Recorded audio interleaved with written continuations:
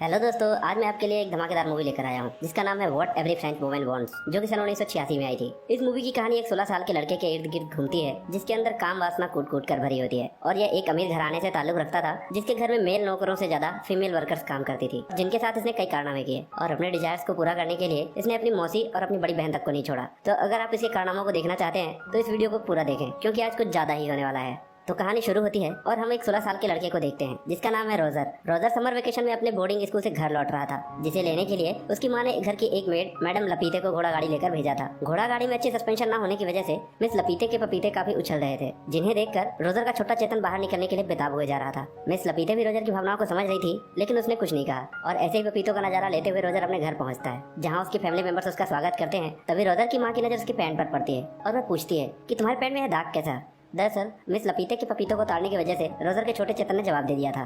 तभी वहाँ पर खड़ी रोजर की मौसी मार्गरेट बीच बचाव करते हुए कहती है कि अरे जाने भी दो, इस उम्र में यह सब तो होता ही रहता है। और वह खुद अपने हाथों से रोजर के पैंट में लगी रबड़ी को साफ करने लग जाती है। हम आगे देखते हैं कि रोजर की एक छोटी बहन भी है जिसका नाम है बर्था, और इन दोनों की बहुत ही अच्छी बनती है। बर्था उसे बगीचों की सैर कराने के लिए लेकर जाती है, जहाँ उसकी मुलाकात मैडम लपीते से होती है। तभी मैडम लपीते को अचानक बहुत तेज की सुसु लग जाती है और वह रोजर के सामने ही खड़े खड़े पौधों को पानी देने लग जाती है।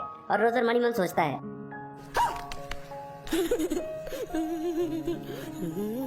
अब रोजर अपने ख्यालों में खोया हुआ बगीचे में टहल रहा होता है कि तभी अचानक लड़खड़ाकर एक झाड़ी के पास गिर जाता है और उसे एक लड़की के हंसने की आवाज सुनाई देती है। वह देखता है कि उसके ही घर की एक मेड उर्सुला एक अनजान मर्द के साथ जंगल में मंगल करने में बिजी होती है। उर्सुला रोजर को देख लेती है और मुस्कुराने लग जाती है। रोजर यह देखकर घबरा जाता है और अपना पिछवाड़ा उठाकर वहाँ से भाग लेता है। अब सीन शिफ्ट होता है रात में, जहाँ रोजर अपने फैमिली मेंबर्स के साथ डिनर कर रहा होता है और उर्सुला को ताड़ रहा होता है। लेकिन तभी रोजर की माँ उसे देख लेती है। एक्चुअली रोजर की माँ डिसिप्लिन के मामले में बहुत ही स्ट्रिक्ट होती है और बात बात पर सबको टोकती रहती है। डिनर के बाद रोजर अपने कमरे में सोने चला जाता है, लेकिन तभी उसे बाहर कुछ खड़खड़ाने की आवाज सुनाई देती है और बाहर देखने पर उसकी फटके हाथ में आ जाती है, क्योंकि घर की एक मेड जिसका नाम हेलन है एक दरवाजे के सामने झुकी हुई है और कोई हवस का पुजारी खड़े खड़े ही पीछे से उसका तबला बजा रहा होता है। क्विकली यह सब करने के बाद हेलन अपने कपड़ों को ठीक करते हुए वहाँ से चली जाती है और रोजर किसी तरह अपने छोटन को संभालते हुए वापस अपने बेड पर आ जाता है। तभी उसे वहाँ पर बर्था दिखाई देती है, जो कि उसे डराने के लिए उसके बेड पर छुपी हुई थी, और वह दोनों अपनी मौसी मार्गरेट के बारे में बातें करने लग जाते हैं। बर्था उसे बताती है कि हमारी मौसी मार्गरेट अभी तक वर्जिन है। रोजर पूछता है कि तुम्हें यह सब कैसे पता। बर्था कहती है मुझे हेलन ने बताया था, वह हमारे घर की एक मेड है। रोजर पूछता है हमारी मासी ने अभी तक शादी क्यों नहीं की। बर्था कहती है मुझे नहीं पता, पर मैंने सुना है कि उसे मर्दों से बहुत डर लगता है। अगली सुबह बर्था रोजर को एक नदी के किनारे घुमाने के लिए लेकर जाती है, जहाँ उसके घर की सारी मेड्स नहाने के लिए आया करती थी। उर्सुला और बाकी की मेड्स नदी के किनारे आपस में पंचायत कर रही होती हैं और रोजर और बर्था एक पेड़ के पीछे छुपकर उनकी ये सब बातें सुन रहे होते हैं। तभी नदी के दूसरे किनारे से 3 आदमी गुजर रहे होते हैं। यह तीनों भी रोजर के घर पर ही काम करते हैं और फिर इन लेडीज को छेड़ने के लिए यह तीनों नदी में धार मारते हुए अपने औजार दिखाने लगते हैं। उर्सुला भी कम नहीं थी, वह भी जोश में आ जाती है और अपना तबला इन तीनों को दिखा देती है, जिसे देखकर ये तीनों कहते हैं वाह क्या सीन है, वाह क्या सीन है। और यह सारा कार्यक्रम रोजर और बर्था पेड़ के पीछे छुपकर देख रहे होते हैं। अगले सीन में हम देखते हैं कि रोजर की बड़ी बहन एलिसा अपने पापा के साथ घर आती है, जिसका घर के सभी लोग बड़े प्यार से स्वागत कर रहे होते हैं और एलिसा भी गले मिलकर सबको ग्रीट करती है। लेकिन जब रोजर की बारी आती है तो वह हाय हेलो कहकर ही अंदर चली जाती है। रोजर अपने साथ हुए इस भेदभाव को समझ नहीं पाता और निराश हो जाता है। रोजर की निराशी बर्था समझ रही होती है और उसका मन हल्का करने के लिए उसे एक चर्च में लेकर जाती है, जहाँ दोनों छत के ऊपर छुपकर अपनी मासी की बातें सुनने लग जाते हैं। यहाँ पर इनकी मासी मार्गरेट चर्च के पादरी के पास अपने पाप को कन्फेस करने के लिए आई होती है और कहती है कि मुझे बहुत बड़ा पाप हो गया है। पादरी पूछता है कैसा पाप, मुझे खुलकर बताओ। मार्गरेट कहती है कि मेरा नेफ्यू कुछ दिन पहले ही स्कूल से समर वेकेशन पर घर आया है और जब से मैंने उसे देखा है मैं उसकी दीवानी हो गई हूँ और कई बार तो मैंने खुद को उसके साथ इंटीमेट होते हुए भी इमेजिन किया है। यहाँ पर मार्गरेट की पूरी बातें सुनने से पहले ही पादरी सो जाता है, लेकिन यह सारी बातें छत के ऊपर छुपा हुआ रोजर बड़े ध्यान से सुन रहा होता है और मन ही मन खुश हो रहा होता है कि चलो कोई तो है जो उसके बारे में इतना सोचता है। और वह इतना एक्साइटेड हो जाता है कि पादरी के ऊपर ही गिर जाता है, जिसकी वजह से उसका भांडा फूट जाता है। इसके बाद पादरी और मार्गरेट रोजर की माँ को इसके बारे में सब कुछ बता देते हैं। रोजर की माँ पादरी से पूछती है कि आप ही बताइए इसको क्या सजा मिलनी चाहिए। पादरी कहता है इसके पिछवाड़े पर 10 जोरदार फटके लगाने चाहिए। रोजर की माँ को भी यह आइडिया पसंद आ जाता है और वह मार्गरेट के हाथ में कोड़े को थमाते हुए कहती है यह काम तुम ही करो। मार्गरेट पहले तो मना कर देती है, लेकिन रोजर की माँ के फोर्स करने पर पूरी ताकत के साथ रोजर के पिछवाड़े पर 10 फटके जड़ देती है। यह सारा कार्यक्रम उर्सुला और बर्था घर के बाहर से देख रहे होते हैं और जब रोजर को फटके पड़ ही रहे होते हैं कि तभी एलिसा का फियांसे रोलैंड वहाँ पर पहुँच जाता है और यह सब देखकर मन ही मन हंसने लगता है। अब हम रोजर को देखते हैं जो रात में बेड पर उल्टा लेटा हुआ होता है, क्योंकि फटके पड़ने की वजह से उसके पिछवाड़ों में इतना दम नहीं था कि वह उसके बोझ को उठा सके।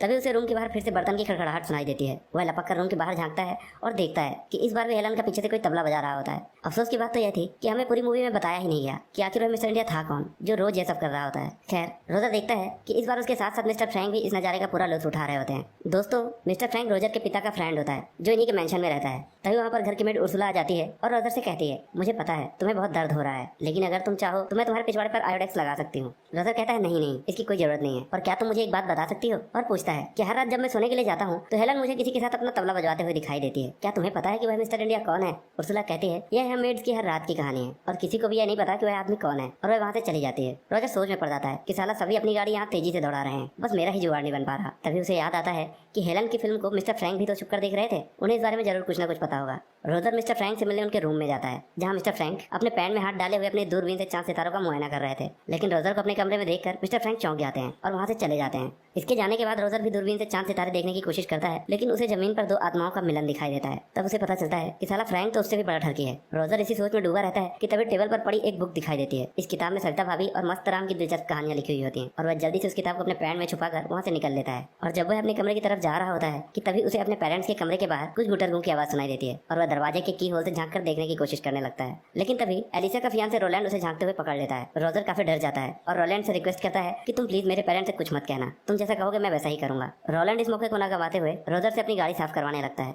अगले सीन में हम देखते हैं कि रोजर घोड़े के अस्तबल में छुपकर सविता भाभी की कहानियां पढ़ते हुए अपनी हाथ गाड़ी चला रहा होता है कि तभी एक सर्वेंट वहां आ जाता है और रोजर उसे देखकर अचानक से छुप जाता है। और अब हेलन भी मुर्गियों को दाना डालने के लिए वहां पर आ गई होती है, जिसे देखकर सर्वेंट का मूड बन जाता है और वह उसे अपनी बातों में उलझाते हुए अचानक से खिड़की में फंसा देता है और फिर पीछे से जाकर उसका तबला बजाने लगता है। तभी हेलन की नजर रोजर पर पड़ती है और वह उसे हेल्प मांगने लगती है, लेकिन जब रोजर हेल्प करने के लिए आगे बढ़ता है तो हेलन उसे रोकते हुए कहती है, नहीं साहब, अभी नहीं, थोड़ी देर रुक जाओ। दरअसल हेलन को भी सर्वेंट से बैंड बजवा के मजा आ रहा था। अब रोजर को भी शक हो जाता है और जब तक उसे पता चलता है कि बाहर क्या खिचड़ी पक रही थी तब तक सर्वेंट बाबू अपना काम कर चुके थे। अगले सीन में हम देखते हैं रोजर अपनी बहन एलिसा और रोलैंड के साथ बातें कर रहा होता है। तभी रोलैंड उसे कहता है कि देखो मेरे जूते कितने गंदे हो गए हैं, इन्हें अच्छी तरह से साफ कर दो। लेकिन रोजर उसे मना कर देता है। रोलैंड को रोजर पर गुस्सा आ जाता है और वह उसकी माँ से सब कुछ बता देता है। वह कहता है कि कल रात यह ठरकी आपके कमरे के बाहर ताका झांकी कर रहा था। रोजर की माँ यह सब सुन के आग बबूला हो जाती है और रोलैंड से कहती है कि मैंने अपनी सारी बेटियों को अच्छे संस्कार दिए हैं, पर पता नहीं इस लड़के को यह सब ज्ञान कौन दे रहा है। वह रोजर को तुरंत घर से बाहर निकलने के लिए कहती है, लेकिन बाहर जाने से पहले रोजर मौका देखकर सरिता भाभी वाली किताब को अपनी बहन की एक किताब से चेंज कर देता है और फिर बाहर से छुपकर एलिसा को वह बुक पढ़ते हुए देखने लगता है। इस किताब में बने फोटोज को देखकर एलिसा के मन में भी लड्डू फूट रहे होते हैं। इधर रोजर का छोटा चेतन अपनी पैंट से बाहर निकलने के लिए मचल रहा था, जिसे शांत कराने के लिए वह सीधे उर्सुला के पास जाता है जो कि किचन में अपना काम कर रही होती है। रोजर लपक कर उर्सुला को पीछे से पकड़ लेता है, मगर उर्सुला को लगता है कि किसी सर्वेंट ने उसे पकड़ा है, इसलिए वह अपने आप को डिफेंड करते हुए रोजर के माथे पर एक प्लेट छोड़ देती है, जिससे रोजर के तोते उड़ जाते हैं। फिर उर्सुला देखती है, अरे यह तो अपना रोजर है, और वह भी रोजर को अपने साथ घपा घप करने के लिए ग्रीन सिग्नल दे देती है। लेकिन तभी एक मोटी सी मेड वहाँ पर आ जाती है और रोजर अपना पिछवाड़ा लेकर वहाँ से भाग लेता है।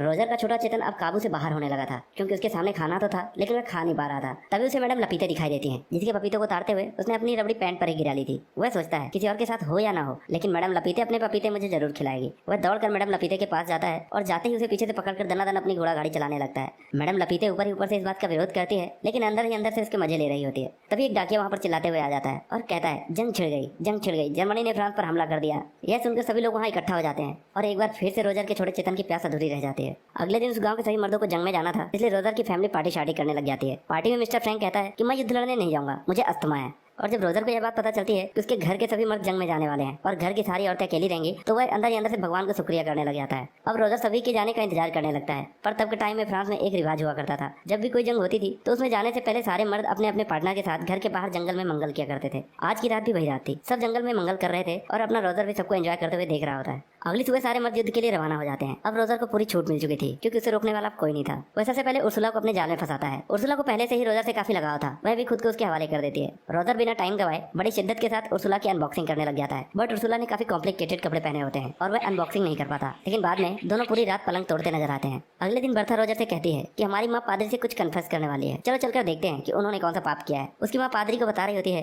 कि मेरे हस्बैंड रात को मेरे साथ अलग अलग पोजीशन में घपाघप करते हैं और मुझे भी इसमें बहुत मजा आता है, लेकिन मुझे कभी कभी लगता है कि मैं कहीं कोई पाप तो नहीं कर रही। पादरी कहता है कि जैसे किसान अपने खेत में कुछ भी उगा सकता है, उसी तरह तुम्हारे पति का तुम पर पूरा अधिकार है और इसमें कोई पाप नहीं है। अगले सीन में हम रोजर के घर के एक मेड को नदी किनारे बैठे हुए देखते हैं, जिसका नाम केट होता है। तभी अचानक रोजर नदी से बाहर निकलता है और केट को अपनी बातों में फंसाकर वही नदी के किनारे उसके साथ घपाघप करने लग जाता है।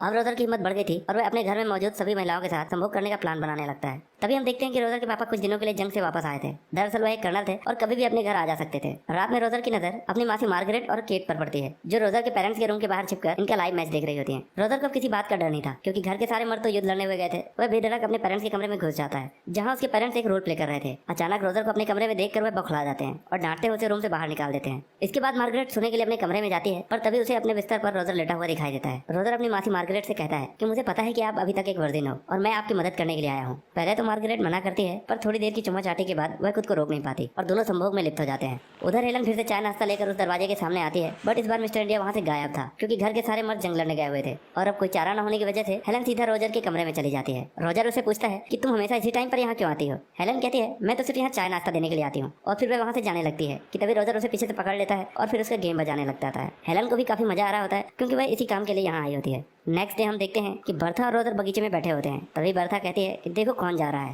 रोजर देखता है कि यह तो उसकी बड़ी बहन एलिसा थी और वह बर्था के इशारे को समझ चुका था और तुरंत एलिसा के पास पहुंचता है, जो कि घोड़ों को घास डाल रही थी। रोजर एलिसा को भी अपने जाल में फंसा लेता है। पहले तो एलिसा इसका जमकर विरोध करती है, बट सविता भाभी की कहानियां पढ़ने की वजह से वह खुद को रोक नहीं पाती और दोनों घोड़ों के सामने ही घपाघप करने लग जाते हैं। अब तो रोजर की निकल पड़ी थी, क्योंकि घर की लगभग सारी औरतें लाइन लगाकर रोजर के कमरे में जाती थी और खुद को संतुष्ट करके बाहर निकलती थी। कभी कभी तो रोजर एक साथ 3-3 मेड को भी शांत करवा देता था। एक दिन खुले में एंजॉय करने के बाद एलिसा रोजर से कहती है कि वह प्रेग्नेंट हो गई है। यह सुनकर रोजर का माथा सनक जाता है। तभी हम देखते हैं कि रोलैंड प्लेन में बैठा घर वापस आ रहा होता है। दरअसल युद्ध खत्म हो चुके थे और सारे मर्द वापस आ चुके थे। रोजर अब सोच में पड़ जाता है कि इस प्रॉब्लम से कैसे छुटकारा पाया जाए कि तभी उर्सुला उसके पास आकर कहती है कि मैं भी प्रेग्नेंट हो गई हूँ। और कुछ देर बाद उसकी मासी मार्गरेट भी उसके पास आती है और यही बात कहती है कि मैं भी प्रेग्नेंट हूँ। रोजर सोचने लग जाता है कि अगर जल्दी से जल्दी इसका कोई उपाय नहीं निकला तो मेरा भांडा फूट जाएगा और मेरी खड़ूस माँ पूरे गाँव के सामने मुझे उल्टा लटकाकर मेरे छोटे चेतन का सरकलम करवा देगी। वह लाल रंग की नेल पॉलिश लेकर एलिसा के पास जाता है और कहता है कि प्लीज तुम रोलैंड को सेड्यूस करो और जैसे तैसे करके आज उसके साथ इंटीमेट हो जाओ। और फिर रोजर फटाफट से एलिसा के बेड पर रेड नेल पॉलिश लगा देता है, जिससे रोलैंड को लगे कि एलिसा अभी तक एक वर्जिन है। इसके बाद अपनी मासी मार्गरेट के पास जाता है और कहता है कि आप प्लीज मिस्टर फ्रैंक से शादी कर लो, वह आपको बहुत चाहते हैं और आपका बहुत ही अच्छी तरह से ख्याल भी रखेंगे। मार्गरेट भी उसकी बात मान जाती है। इसके बाद वह उर्सुला के पास जाता है और उसे शादी के लिए प्रपोज करता है, लेकिन उर्सुला ने पहले से किसी के साथ शादी करने का प्लान बनाया हुआ होता है और अब तीनों लेडीज की एक साथ ही शादी हो जाती है और किसी को कानो कान खबर नहीं लगती कि मर्दों की गैर मौजूदगी में रोजर ने क्या गुल खिलाए हैं। इन सभी की सुहाग रात की रात रोजर हेलन के साथ पूरी शिद्दत के साथ घपाघप करता है और कुछ दिन बाद रोजर की समर वेकेशन खत्म हो जाती है और वह अपने बोर्डिंग स्कूल जाने के लिए रेडी हो रहा होता है कि तभी हेलन वहाँ आती है और उसे कहती है कि मैं भी प्रेग्नेंट हो गई हूँ। रोजर कहता है तुम टेंशन मत लो, तुम्हारे लिए मैं एक हस्बैंड का इंतजाम कर दूंगा। हेलन कहती है कि इसकी कोई जरूरत नहीं है, मुझे तो इस घर के कई मेंबर ने अपने कमरे में खींचकर मेरा तबला बजाया है, मुझे जो भी पसंद आएगा मैं उसके ऊपर यह इल्जाम लगा दूंगी। इसके बाद रोजर अपनी बोर्डिंग स्कूल के लिए रवाना हो जाता है और इसी के साथ यह मूवी खत्म हो जाती है। तो दोस्तों ये थी what every French woman wants की पूरी कहानी और IMDb पर इसकी रेटिंग है 5.8 आउट ऑफ 10। वीडियो अगर पसंद आया हो तो प्लीज लाइक करें। अगर तुम्हें भी इस वैलेंटाइन लड़की चाहिए तो लाइक मारो, और अगर तुम लोग नए हो तो सब्सक्राइब करो। वो जो लाल वाला बटन है उस पर जितनी हवस निकालनी है उतनी हवस निकालो, मुझे नहीं पता, बस क्लिक हो जाना चाहिए। अब मैं भी जा रहा हूँ यार, कुछ उखाड़ ले यार, जिंदगी में कुछ कर ले हैं।